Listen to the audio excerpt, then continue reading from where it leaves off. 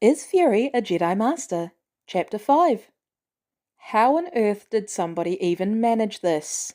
That was a question often on Fury's mind nowadays, but this takes the cake. There were at least a dozen silky chickens in wedding attire in his office. A dozen chickens and roosters, half in veils and half in bow ties, clucking and shitting all over his office. He stood there a moment longer, staring at the picture that had haunted him since this all started. Fancy chickens. Nope. No. Not doing this today.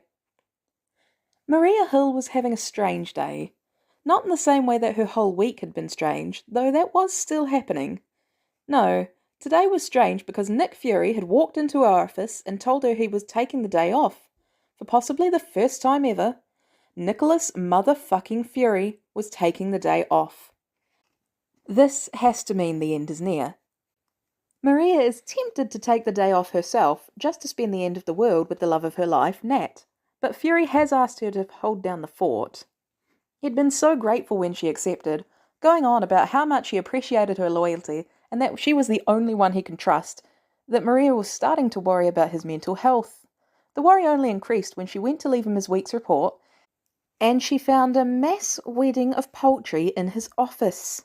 A few of them seemed to have made a nest in the box he had asked her to bring up. Weird. Laura was even more confounded by the situation when she checked in with Fury. She had really struggled not to laugh when he told her about the chickens. She definitely didn't keep the footage for her own amusement. She had been operating on the assumption that Nat and Clint had been sneaking out to execute these pranks, but it would have been impossible for them to have done that. There was only a 20-minute window of opportunity, and they had been here with her the entire time. Who else could have had the guts? It was time to stop working on theories and look for physical evidence. Oh, hell yes. Peter, you did an amazing job. Nat told him the second she walked into their spider spot. He perked up instantly at her praise and tossed her a bag of gummy sharks. You haven't even seen the best part yet. I've got the footage, he said, gesturing to the computer on his lap. Natasha just about died when she realized Fury had taken the day off.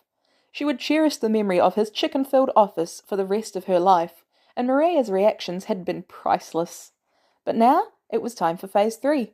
If they wanted to survive the prankdemic they had started, they had to shift the blame. That meant to divide and conquer. The first part of their preparations had already gone through. The Avengers were pissed, and Laura was already studying the spiders that were left behind. They were very obviously Stark's toys, though too damaged to learn much else. Peter had made sure of that. Then there was the ace in their sleeves, Peter's mimicking ability. After years of hearing Cap's voice in detention, Peter had a pretty good handle on it, much to his friend's amusement. Once Nat realized Peter could pull a convincing captain voice, her plan was cemented. However, the second part of Phase 3 needed to be pulled off delicately.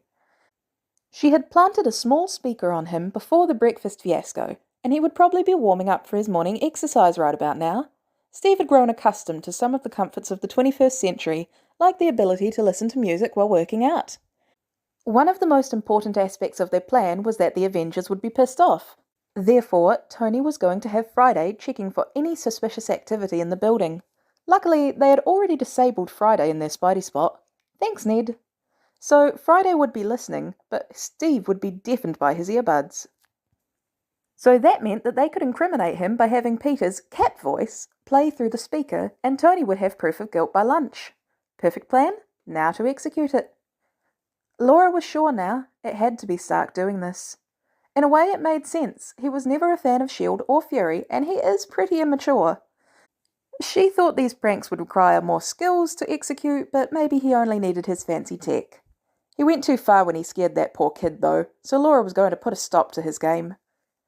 When Friday announced someone had ordered a mountain of pizzas for lunch and everyone was invited, she didn't hesitate to bring her evidence with her. She was prepared to make that man-child apologise. When Tony and Pepper had their meeting interrupted, they didn't expect to find Steve, of all people, was behind the pranks, but it was safe to say they were furious.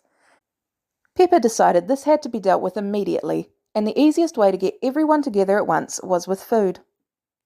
When the assembly of the Avengers was complete, and standing around the table covered in now empty pizza boxes, all hell broke loose. Laura put forth her evidence, and the heroes didn't even hesitate to believe her. It was only when Steve attempted to give Tony a rambling lecture that Tony turned the tables and presented a very convincing recording of Steve admitting guilt for the earlier pranks. Like a game of Clue, accusations flew across the table, and hardly anyone agreed on anything except one thing. Every Avenger gathered that day decided, this is war. Later that night, Nat invited Peter out to dinner to celebrate their successful instigation of a war. Maria, having left work early for once, joined them and was quickly becoming fond of Nat's little spider child. He seemed like such a good kid. Maybe he would reel in a little of Nat's more mischievous tendencies. Probably not. End of chapter and end of story. Once again, I'd just like to reiterate how grateful I am to the author for allowing me to do a reading for this little gem. Please, if you enjoyed this story, consider taking a moment to pop over to their page and leave them a kudos, maybe even a nice comment. Have a great night, day, or whatever. Bye!